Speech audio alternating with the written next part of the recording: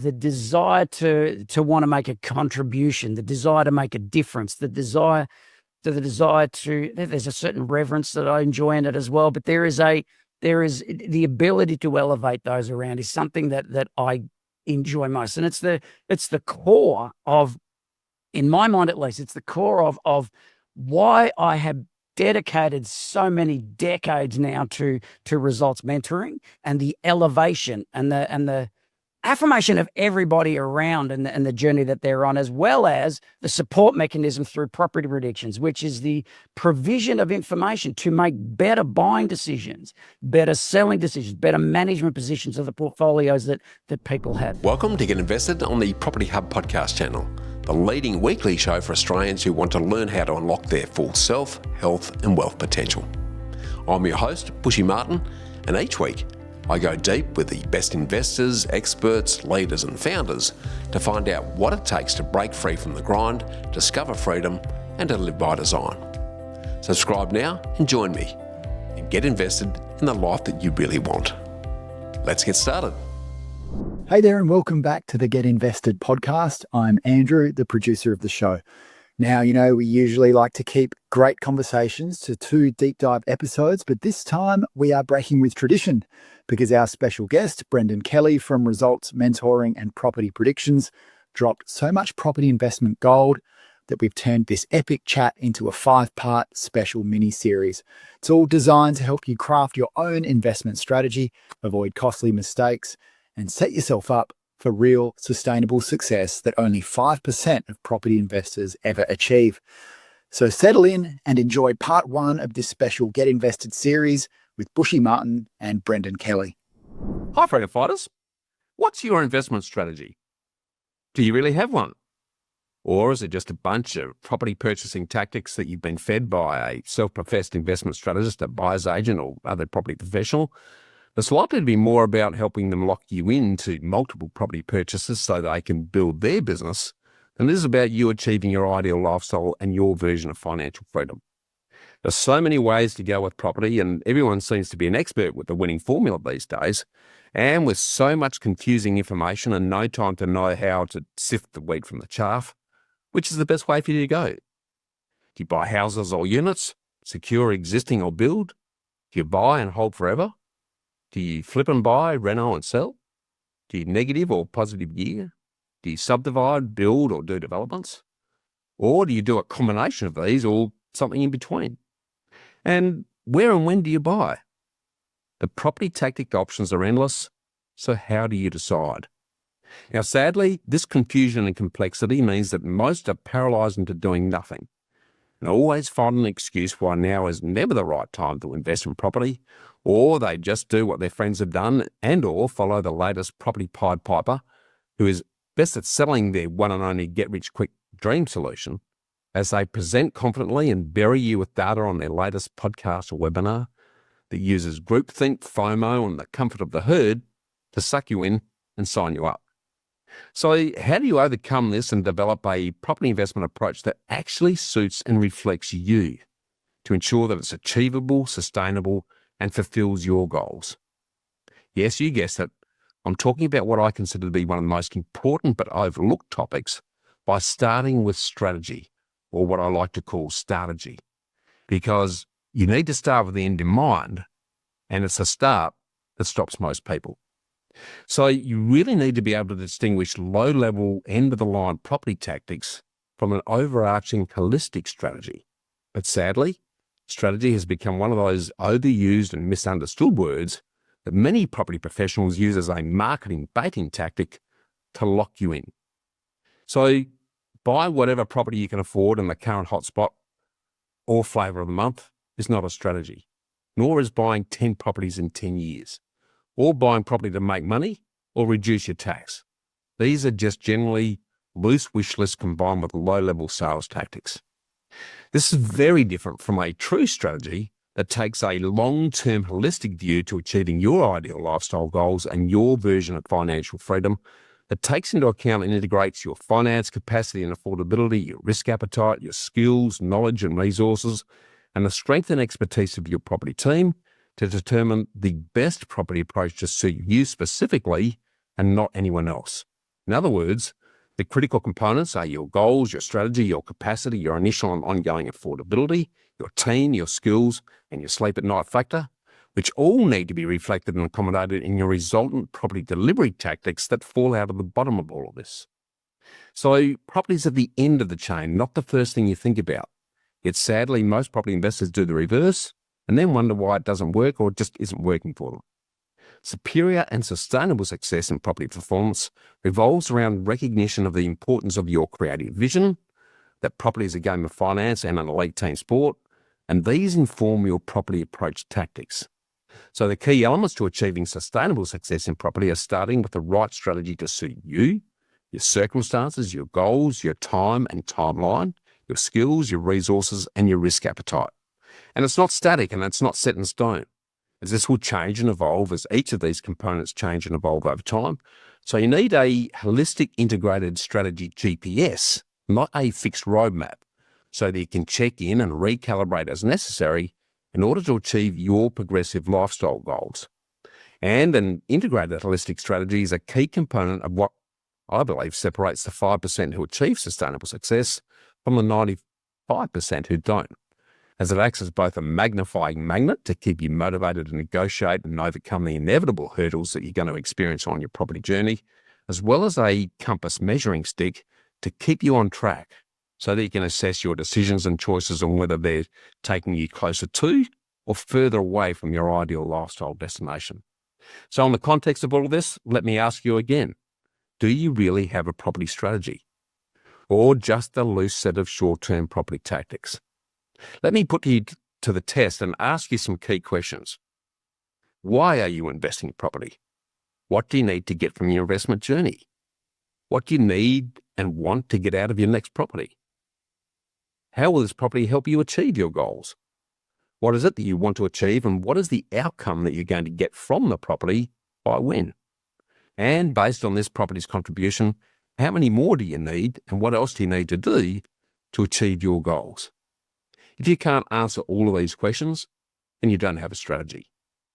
To know your answers by knowing your numbers, you need to be able to balance the potential rewards with the risks associated with the strategic approach that you adopt, and have the right independent and proven expert team to guide, educate, support, and protect you, whichever end of the property tactic spectrum you pursue, which is also likely to change and evolve as your knowledge, clarity, comfort, and confidence increases over time.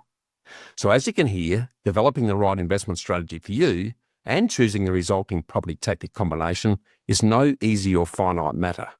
But I guarantee that it will be absolutely fundamental to your success, so ignore it at your peril. Because if you don't know where you're heading and the best way to get there on the best route with the best vehicle using the best fuel, you'll get lost in the labyrinth, run out of puff, and never get there, wherever there is for you. And to further motivate, inspire, and help you with this pivotal and mission-critical aspect of your property success, we're joined by Brendan Kelly from Results Mentoring and Property Predictions, whose team also focuses on and assists you with the importance of developing your personalised strategy approach. Now, Brendan may not know this, but as a fellow early discipline of Steve McKnight, I've been following Brendan and attending his presentations and webinars and assisting mutual clients with their financing needs for about 20 years now, as Mentoring Solutions became the Results Mentoring program, so I can personally testify to the quality of what he does and the results that he and his team have achieved for hardworking Aussies, so you're really going to love this conversation. As you're about to hear in detail, as an active and successful investor in his own right, Brendan's more than a quarter of a century of property investment experience spans a multitude of property strategies, including renovations, subdivisions, commercial developments, growth properties, positive cash flow deals, industrial properties, and vendor finance. What a list. During this time, he has co-founded the award-winning Results Mentoring program as Australia's home for active property investors, where he and his team have personally one-on-one mentored, educated, and enabled thousands of everyday Aussies in all aspects of property investing, including education on effective property investing strategies, using data-driven analytical tools to profit in any property conditions, helping them to acquire over $500 million in property over the last dozen years, on their way to enabling hundreds of investors to make significant profits and create many full-time property investors who've been able to actually leave their old 9-to-5 day jobs behind. And as an integral supporting offshoot, he's been instrumental in founding Property Predictions, a market research group of successful property investors and expert market analysts who combine data-driven research with real-world practical insights to analyse changing trends and predict future movements across Australia's suburbs and towns with a track record of 90% accuracy. It'll help you to predict how, when and where intending behaviour is likely to affect house prices and rents, so you can make better informed decisions on where and when to hunt for property in the short to medium term. So, as you can hear, there are stacks to unpack and a boulder of property gold to reveal. So welcome and let's get invested, Brendan. Thank you very much. Awesome intro. Thanks, Bushy. Well, as I mentioned already, I've been a big fan of you and what you've done over the years, and the fruit of your labour is evident in the many successful investors that you've created as a result of teaching them how to do it themselves. So, but for those that have, I guess, been living under a rock, Brendan, sort of to kick things off, can you sort of expand on what you do differently and why you do what you do? Well, your intro was everything that I do. So I don't know that we really need to talk much anymore. I mean, everything you put out there is the intro about things for people to consider, things to look at, things that you need to know about yourself, things you need to know about how to do it, strategic options and choices available, what you need to consider. All that was summarized magnificently in your intro. You know what? We're done. I don't know that there's much more I can contribute. Well, I've got to attribute most of that to you anyway, mate, because you've pretty much been formative in my views and thoughts around how property actually works and the importance of the individual in that process. I guess that's the biggest frustration for me that I've seen over the years is that there's a lot of experts who talk about the one way, and as you know, and you've taught me to know, there's 1,000 different ways, but it's got to be matched with who you are as a person. Yeah, absolutely. All the aspects that go with that. But well, let's talk about why you do what you do. We know what you do, but why do you do what you do? That comes from a personal perspective. It is. I come from a position of service. I mean, there are personality types. Languages of love. Do you know about the 5 languages of love? Yes, I do. You love that. All right. So for those who might be listening who don't know what that is, very, very briefly, there's touch, there is affirmation, there is service, time, and if I can remember the last one. Anyway, what I can tell you is I'm a tell me person when my wife is a show me love language. So my wife and I have a bit of a service thing going together. She likes service. I'm affirmation. It's wonderful. I like to be told I love you, and my language is an expression of verbal. So I tell her I love it. She is full on service. So I tell her I love her. I get nothing. I just get nothing. But that night, the dinner's magnificent. So there's got to be a correlation. There's a certain dance that we do around expressions of love. Well, part of the desire to want to make a contribution, the desire to make a difference, there's a certain reverence that I enjoy in it as well. But there is the ability to elevate those around is something that I enjoy most. And it's the core of, in my mind at least, it's the core of why I have dedicated so many decades now to results mentoring and the elevation and the affirmation of everybody around and the journey that they're on, as well as the support mechanism through Property Predictions, which is the provision of information to make better buying decisions, better selling decisions, better management positions of the portfolios that people have. So that would be I guess when you dig down into the depths of the who is Brendan, that would be probably the core of where I come from on it. Yeah, 25 words or less. Well, you've covered that very well.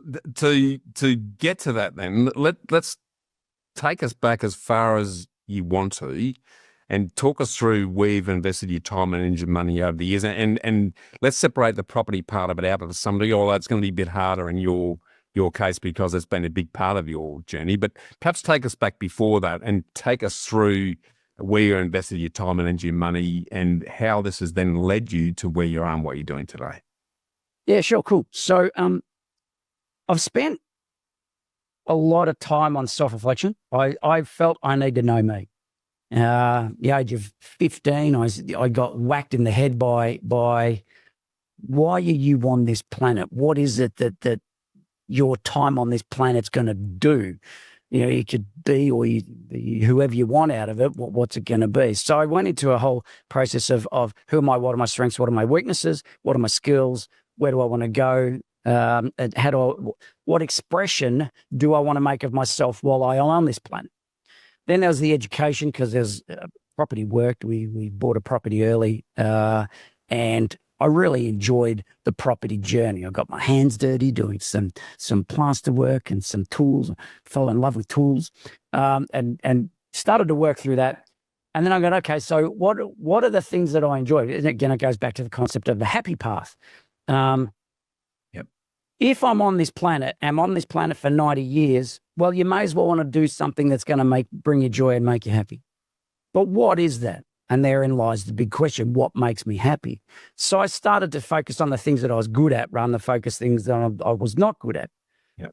So there's a base rule: spend the energy on developing the things that you're great at. Usually the things that you enjoy. Usually the things you get big benefit from. The things that give you the buzz. Focus your energy on that, and then gather those around you whose things that they enjoy are the things that you don't enjoy. And then you create a complementary team of skills. And so you delegate out your weaknesses. And through that, then you can live a happier life and delegate that which you don't enjoy to others. And that gives me then some clarity around, well, what brings me joy, and then how do I make money out of that, and how do I live a world out of that? So understanding people was part of that. The contribution to people was part of that. So that was where I evolved some from a personal level, my energy. From an investing level, I went into the active property strategies. Yeah? So as a buy, live in, reno, sell model, worked really well, loved it, got my hands dirty with tools, loved it. And then I went into, okay, so this activities process is working. I'm enjoying it. And then went, okay, great. So activity can only go so far. Renos with the 1930s to 70s asbestos has a risk around it. So there's a whole health thing that needs to be managed in that. So anyway, I followed a path more actively than understanding it, spending time on educating myself around property, how property would serve the outcome that I need for life. And then the channel of how to create that. How do I do that throughout my life? Couple of things came out of that.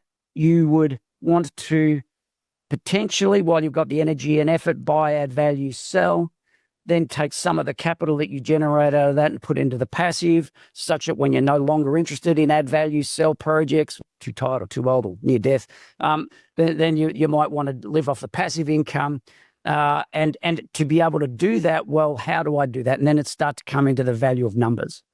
You start to see the real value of numbers. And I have a passion for numbers. I did a maths degree as a kid, enjoyed the maths, thought about, okay, so I'm seeing the relevance of knowing the numbers in a deal that you get into and the importance of it. So that's kind of the why, and then the where I spend my time and money. The idea of I was on the treadmill. Let's call it, I was on the treadmill. I was an employee. I was looking up the ladder, up the corporate ladder. I was looking at the butt of the guy above me. Wasn't a pretty view. Was not a pretty view at all. He put on a little weight. He was a little rounded in that posterior. It was just a less than pleasant view. And then I saw how hard he worked, and I thought, okay, great. There is a different world that could exist here. On top of that, there was a trigger that occurred during my existence around the 1992 economic period, where the recession you had to have. And what I saw was a lot of people who had lived their life as an employee, had grown through their employee role into a position of reasonable income, happy, a little blind in their perspective, but happy, had popped out a couple of kids, 2 to 3. Kids had grown up. They'd spent their entire income and life nurturing the wee ones, which is wonderful. As a committed parent, great outcome. And then at the back end of when they just left or a verge of leaving, they recognise we've actually got more money now than we have had. We've got more time now than we've had. You know, what I can do while I'm employed is invest more into super so that I can top my super up so that when I do choose to leave, it's a really big lump sum, because right now, having dedicated all my life to my kids and paying the services of the children along the way, I don't have a lot in there. And then bang, circumstances beyond their control, forced redundancies. And just when they were ready to set themselves up, there was the whack in the head that said, you know, the retrenchment notice on some idle Tuesday afternoon that said, yeah, no, you're not here anymore. And through no fault of their own. It's not like I set myself up for a fail here. I'm doing a really great job. No, through no fault of their own, they're out. They're out. Yeah. And ageism, I say, exists. Yeah. And to that end, getting a job at that age is particularly difficult, particularly in difficult circumstances post-recession. Yep. So then you've got, well, my savings get sucked up trying to keep life afloat. I'm going to have to sell down, and the world shifts. And I thought, that's a vulnerability that I don't want to face. Yep. So what do I do differently such that I don't need to face that? Yep. And given a proclivity towards, I don't know if that's the right word, but you get where I'm coming from, towards property, a passion, desire, an interest, the ability to control a project through the two hands, I've gone, I think I can do property well. Yeah. I like property. Shares, there's a vulnerability in shares. And again, buy, hold, never sell shares. Great. There are dividends for the rest of your life unless the company implodes. Sure. Go the top ASX 100. The risk of implosion is much less. Go the pennies down the bottom. Risk of implosion is significantly greater, but you could get some big wins. Anyway, my point. There's a certain control I can have, and there's a certain time frame within a property project that you can start to enjoy. And so I thought, property, there's marriage. And I transitioned myself out of employment into property on the basis that I like to train and elevate people. The earlier degree was a teaching degree. So there's a real correlation between property, teaching, and lifting of those around. So that was the exit from the treadmill, managing the vulnerability, and that's what led me into the property. Love it. I'm going to dive into the property piece in a minute, but it's something I just would like to just dig into a little bit more there, because what you've just explained in relation to the 90s recession and the C-suite and middle management suddenly finding themselves out on the street at a time when they thought they were really... When they least want it or expect it. 100%. The same thing happens now in a different guise, because as you would know, the most expensive part of any business is the middle management. So when they're constantly looking to at efficiencies and economize and reduce costs, that's the layer that they always turn to. And with the rise of AI and the ability to outsource and reduce costs, and then be in a situation where you just bring people in when you need them and not have them on the books full time, then I think the risk that's associated with what you saw in the recessionary times of the early 90s is just, if not more prevalent now than it was then, for those that think there's safety in a job. So I totally. I have a perspective about employment. Okay, sure. Imagine a pond of water, and imagine that represents the organisation, and in the face of what's facing around them, which is the world. They are the pond. You're part of the pond, and you are a stick inside that pond. So every employee is a stick. in that pond of water. If you think you are invaluable to that organization, if you think that you don't have vulnerability in that organization, take one of the sticks out of the pond. What do you see? You see a ripple effect for a little bit of time, and everybody else is fine. Everybody else remains. The pond still exists. The water settles, and they all go on without you. Yeah. If you want to think of vulnerability, think of yourself as a stick in water, because that's really what your job amounts to. Great analogy. Love that analogy. The other thing it's harsh, but it's spot on. A couple of things as well that you mentioned that I've captured my interest. Age 15, you thought about why I'm on this planet. Yeah. That's rare. Most 15-year-olds are scrolling through something or out chasing girls or kicking the football. What led you to that big question so early to start with? I really don't know. I just a curious mind. It's a search. It's just, I don't know. I have a habit of asking big questions. Yeah. And one of them was, why am I here? What does it all mean? I was going through a phase of, do I believe in God? Am I religious? You know, all of the fundamental big belief questions were going through my mind at the age of 15. Yeah. And it was, actually, I don't know what that is. And therein lies the inspiration for the search. Yeah. So why am I on this planet? What is my contribution? What difference can I make? I'm going to die. At some point in my life, I'm going to die. What is it that I choose to create in my lifetime that I can leave behind as a legacy? Or what life do I want to live while I'm alive? I don't have to leave it a legacy, but what is it I want to do? What is it that I want to exist as an expression of? I love that question, because if you're focused on that question and you know the brevity of how long we're on this planet, then it starts to motivate you to, one, control your own destiny, because we know we're not very long, rather than just drift along and let life happen to you and see where you end up. So I can see where that started to formulate your approaches to life. Maths is obviously something that's just come naturally to you. How important have the numbers been, and the education piece in relation to how well you communicate, which you do extremely well, but the numbers side, that was probably inherent in you. How important has that been to in relation to your success in life and property? Yeah, in property, paramount. Okay.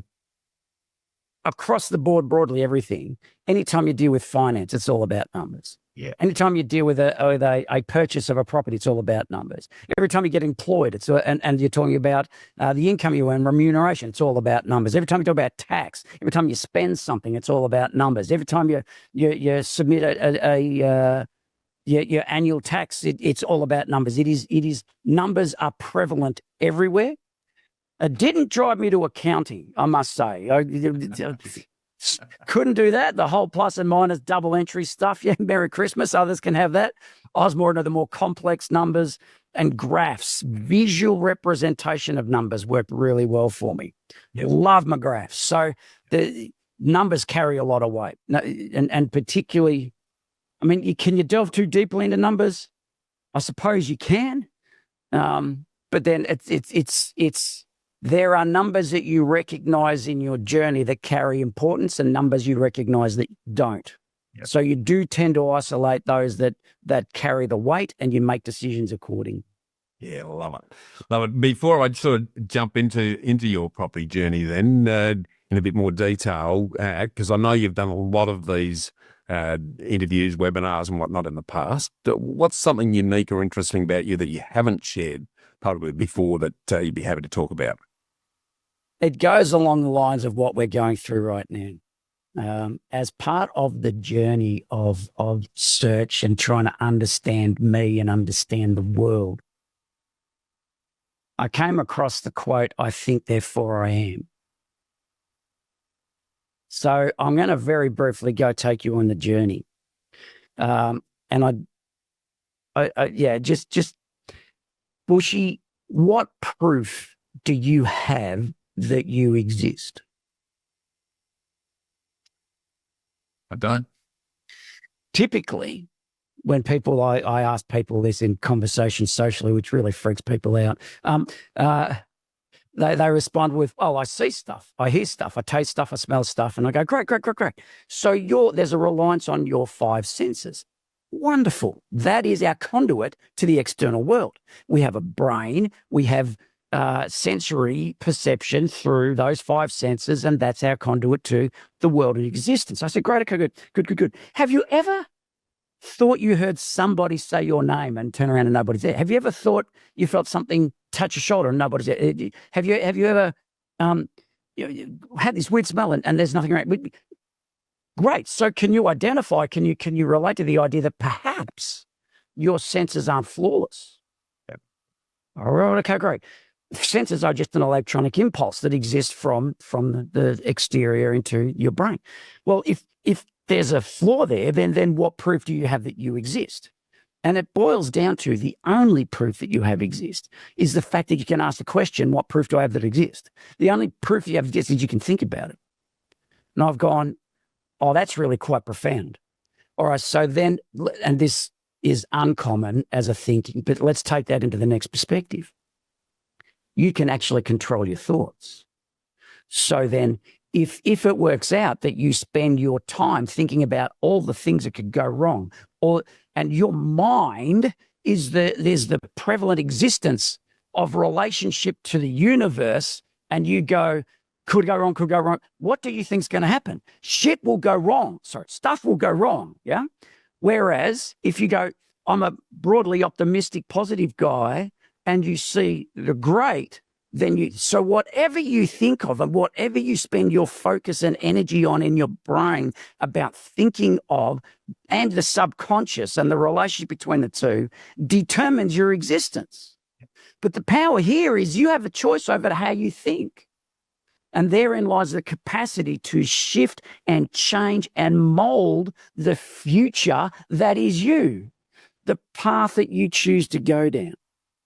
Love it. I've often said, Brendan, which is a very base version of what you've just described, but what you think about is what you bring about. It's about as simple as that in reality. And that's why. That is exactly why, because you are your thoughts. Yeah. You are the expression of what you think about subconsciously and consciously. Now, if you've got subconscious patterns of behavior behind you that you don't, the elephant in the room and you dance around its legs, if you don't recognize some of those elephants, they will drive your future. So self-awareness and seeing the elephants you don't want to see, seeing the elephants that exist are extremely powerful in your ability to create a future different to the one you've been trained to think about from your parents or from the society or the experience you brought up in. Yeah, I love that, because the opportunity that comes out of that is second to none, and because that really means that you're not stuck where you are, but you can totally create your destiny. Get to create it.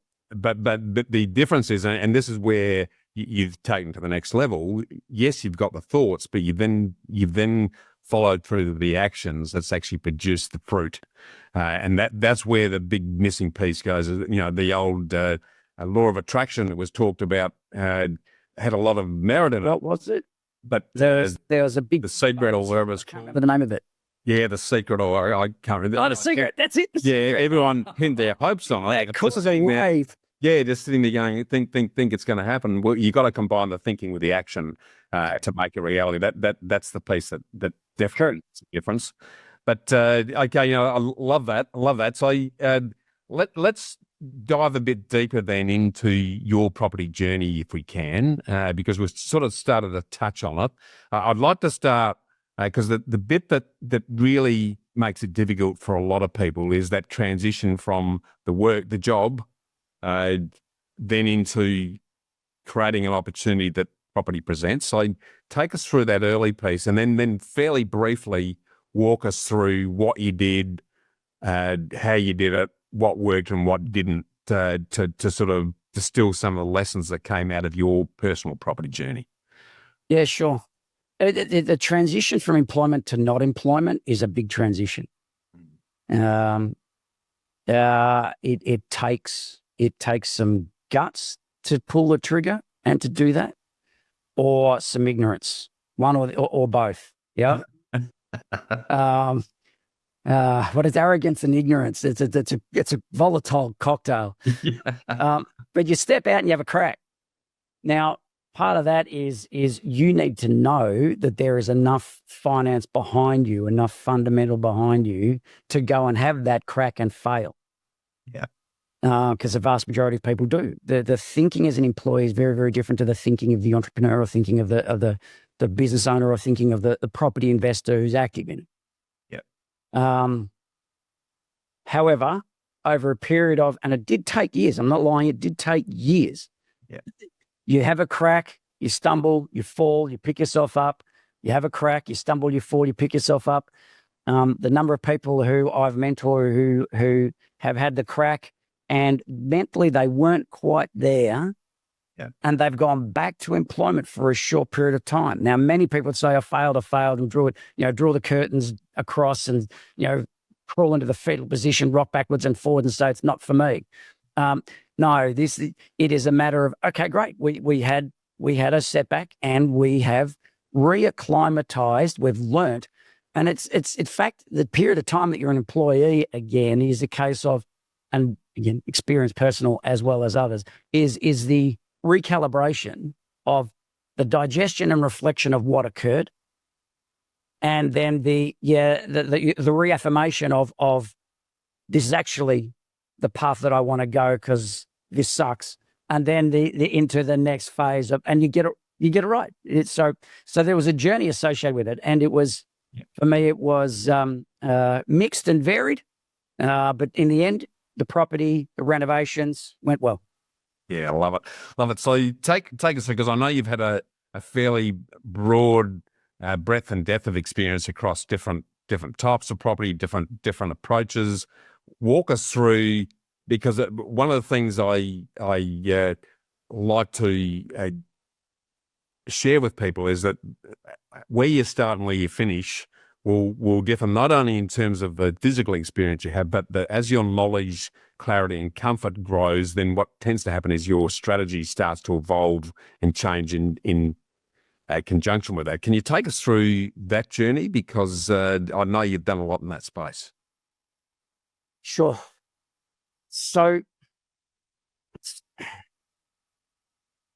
there is the original model was buy, live in, reno, sell.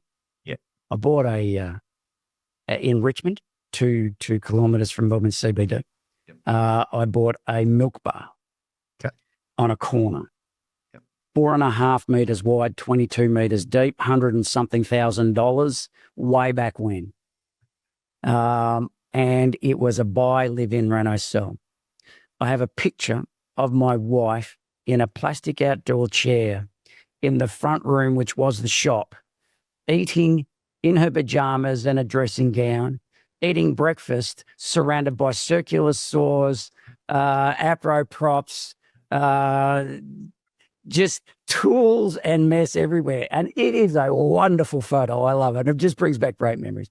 But buy, live in, reno, sell, and there's a lot of DIY. And this is when we were young, naive, and just going home. And it was wonderful. We had a great experience out of that. It was a big win. Sold it for 3 times the amount after a few years, and it was just wonderful. And that was the foundation of getting started on it. Yep. Then did a couple of other renos, then evolved into some joint venture agreements with others who are doing bigger things. Got into commercial and industrial as joint venture money partner agreements.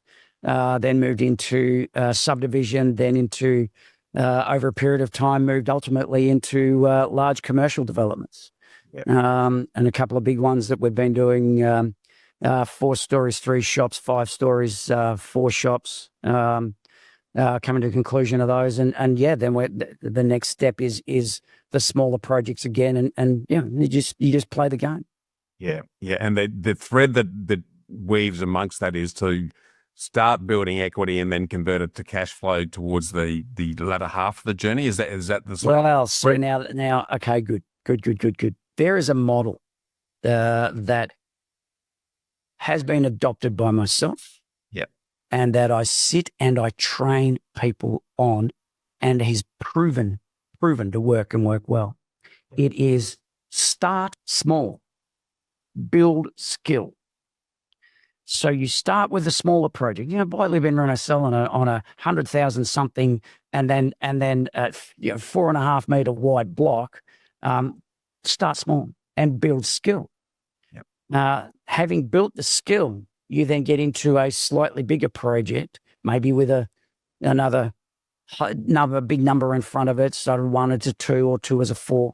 You get into a slightly bigger project, a slightly more complex project. So you build complexity, you build understanding through adding complexity. And you maybe a second reno as a model, or you can take on maybe a structural reno where it changes the nature. But you've got the foundation. So you start small and build skill. Get some experience, build skill. Then you get into bigger deals and build more skill. Great. From there, you start to build on the size of the project that you take on. So you're moving from 200s to 500s, or 500s to millions. You start to build on the size of the project. You might be doing exactly the same thing, but the difference between a reno on an $800,000 property and a reno on $1 million property is not that much. But the profit margins, the profit that you can get from the cold hard dollars, actually amplifies and it builds your ability to go faster and harder. So you start small, build skill, then build in the size of the project. Yeah. And this is the journey I went on. This is the journey that people I mentor go on.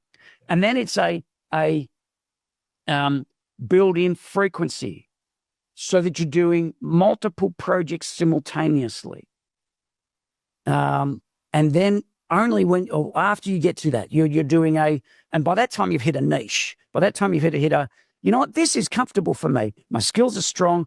I am now generating a process of systems management here where I don't need to be as involved. I can oversee it. I can take the fundamental role, which is the property investor of search, buy, or even not even search, buy, oversee the project, sell, make the decisions and the timing on when, and you're managing from that level as opposed to the nitty-gritty. So you are buy small, build skill, build size, build frequency, and then you have the outcome. And then you convert to passive income. At the back end of that, usually and probably more appropriately through commercial, a variety of different commercial properties. Yep. But the process has a requirement of being able to manage and adapt to change along the way. Because if you don't adapt to the market conditions, then you set yourself up for a fail. A strategy that you take on now in today's market conditions may not work in a short period of time when market conditions change. Yep. And market's so volatile right now and has been for a while. Totally. So it's a combination of managing or understanding, anticipating and market condition movements with the activity, which again goes on to the whole results mentoring model and property predictions. It is the culmination of decades of energy into an understanding of the nature of what needs to happen. Yep. And this is what we teach, and this is the service we provide.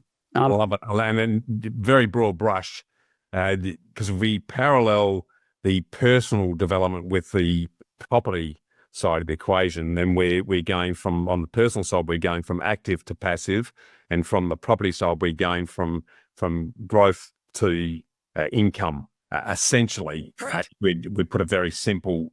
Correct. But again, active is growth and passive is income. So you're absolutely right. There's as a classic example, a guy I mentored, name's Adam.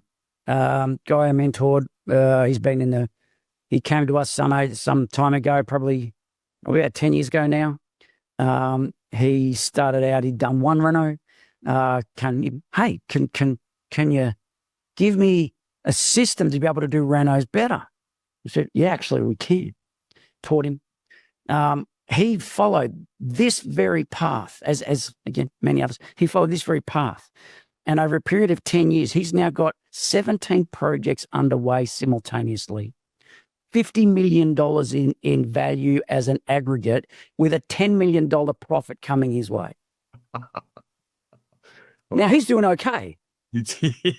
but here's the key bit, because people see that and they go, "Oh, he's been kissed on the backside." But if we look at what he's invested in his education through uni and the time he's spent getting to this point, that's the He had exactly the same journey. Full-time employed, dedicated to the job, dedicated to the next promotion, working his tushy off to be the next promotion, having a revelation that says, maybe that's not the answer. What else is? The exploration into alternative, the recognition that he was making more money out of his property investing activity than he was out of his job. And then the unlimited potential for that was enough to go, I quit, I'm out. There was the difficult transition period, and he worked his way through it, again, through understanding self, evolution of processes, systemization, and extraordinary, just extraordinary. Love it. Love those examples. I think he's just turned 40. Yeah, there you go. So that's or thereabouts. Brilliant. Love that. If he's younger than that, he'll shoot me. Yeah. If we come back to your personal journey, then if we looked at if you looked at what you've done so far from a personal perspective, what's been your best investment and your worst investment, and what have you learned from each of those, Brendan? Yeah, my best investment. One of my best investments was actually the first one I did, and that was enough for the win, which is buy the milk bar, live in Reno, sell. And I so enjoyed that, and it was a nice win. Yeah. Yeah. One of the worst investments was I went a bit wild and thought, on my post-employment, pre-stable career path in property was, you know what? I could make a difference to organizations and businesses that are getting started. I could make a difference there. I have a sense of numbers. I understand enough about business. I understand enough to be able to make a contribution to business. And there are people with great ideas that are clueless in business. They're invested in their idea. They understand their product, don't know how to run a business. You know what? I think I can support people through a business incubator. Yep. So I bought shares in a role in a business incubator, and the guy I bought through was a thief. I didn't know that at the time, lost my money, lost some momentum and some credibility out of it, had to suck it up and then move on. So that would be one of my worst. It was not enough due diligence on the investment that I'd made. Yeah, right. And the character of the individual we invested with, by the sounds of things. Correct. But it's in the past, and I didn't look it up. Yeah, and here's the parallel. It's from a properties perspective, a lot of people are blinded by the opportunity and therefore ignore. That's it. They just see the gold, they don't see the risk, and then they don't do enough on the due diligence. And that's not just on the bricks and mortar, but the people you're actually dealing with, because it's the Pied Pipers that I spoke about in the intro that can lead you over the cliff. Without you even being aware of it. Yeah, and the emotional engagement, because again, some of these Pied Pipers are particularly good at managing emotional pain points, and they attract people and offer a way forward from an emotionally satisfying perspective. Yeah. And the shutters go up, and you're not allowed to question, and you're not allowed to drill down, and the answers go, don't worry about it, trust me. And someone says, trust you, run. So it's all of those things that go, and it's the optimism of the glory that comes out of, I can wear a badge that says I'm a property investor. Isn't that awesome? And the dinner conversations that I can have to stand proud on what I'm so great at now. You know what? I'm in for that. And there's just a massive disconnect between that outcome and money. Yeah. Well, ego getting in the road of good sense. Well, what about the best investment then? So we've talked about the worst one. We did. We went to the Renault for the milk bar. Oh yes, we did. One of my best. Absolutely. Yeah. No, you've covered that. One of my best. You've done a lot, and you continue to do a lot. What if anything, do you still struggle with? I struggle with that question. I'm not arrogant enough to say I don't struggle with anything. There's struggles. I mean, there's still a procrastination that exists. There's still okay, tomorrow's all right. there's still that sort of thing. Are you so I think so analytical? if anything, if I'd be bold enough, I'd say age tends to reduce your appetite for risk. Yes, agreed. So as you get closer to the end game and as you see the inevitability of declining health, old people would know what I'm saying. As you see that, you tend to go, all right, there's greater consequences for bigger risk and less time to resolve. Totally agree. And on the basis of that, I do tend to be a little more conservative in my investing decisions these days. But you've also got more to lose. Ability to be a little more risky. I think once you've accumulated an asset base, you've got more to lose. So that's automatically going to make you more risk averse if you're looking to at least protect, if not extend, what you've currently got. So I think there's an age process, but there's also an asset profile that fits in amongst that. And I guess the lesson there for those listening in is, if you're young, go hard. Oh, yeah. And make some mistakes, because it's making the mistakes that's really going to fine-tune how good you end up doing. But at the other end of the equation, we don't fold up either. Once we get into that old crusty grumpy stage, it's about changing your strategy to still continue to do well. Well, I love your old crusty grumpy model, but and as much as I plan to be there, I'm probably not there just yet. There's still an element of bold adventure that exists and courses through the veins. So yeah, there's a few changes coming, but which is exciting. But yeah, the 9 foot tall and bulletproof stage is delightful in your 20s. My encouragement is pre-kids, go hard. Post-kids, your world shifts. Yeah. You pop one out and your world shifts. You got no time or sleep for starters. Well, philosophically, if I can indulge for a moment, my experience around this and what I talk to people about who are pre-kids, thinking kids, I go, and if you're talking to the male particularly, so the person is saying, I want to, my wife is pregnant, we're about to have one. That's exciting, great. I've realized that I've got another mouth to feed. I've realized that there's more money to spend in order to feed that mouth and to live a life. I've realized that my wife may not be as employable for a little bit of time. I've realized there's a vulnerability to my income right now. I've got to do something different. It's offer a trigger for I better get into investing property. I better get into something. And so it's a trigger. And I say, okay, great.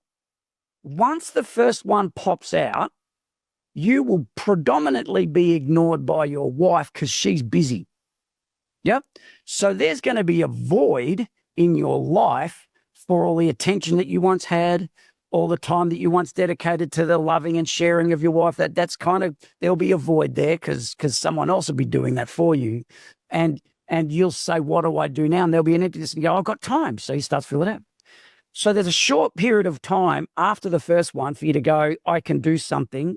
I would encourage, but don't go too hard because you've got things at risk now. Yeah. So you can do some activity. Yeah. When the second one pops out, the wife says, here, take this, grabs a new one and says, I'm busy. And then suddenly the dad knows what parenting is all about. And that's when the world stops for you. Let alone number 3 or 4. I know it. The theory is by the time you have 4, they take care of themselves and you're free. I love it. I love that theory. We'll leave Bushy and Brendan's chat there for today. Coming up in part 2, they'll continue the deep dive, talking about planning for the future, navigating life stages, and the real lessons from Brendan's best and worst investments. It's unmissable. And remember to always get invested. See you soon. Thanks for tuning in to Get Invested on the Property Hub podcast channel, your home for property investment insights and inspiration. Make sure you subscribe to Property Hub for free. Get your weekly dose of Get Invested inspiration along with every episode of Realty Talk, Australia's top online property show for red-hot property investing news and insights direct from industry leaders and influencers. And finally, I'll see you next time.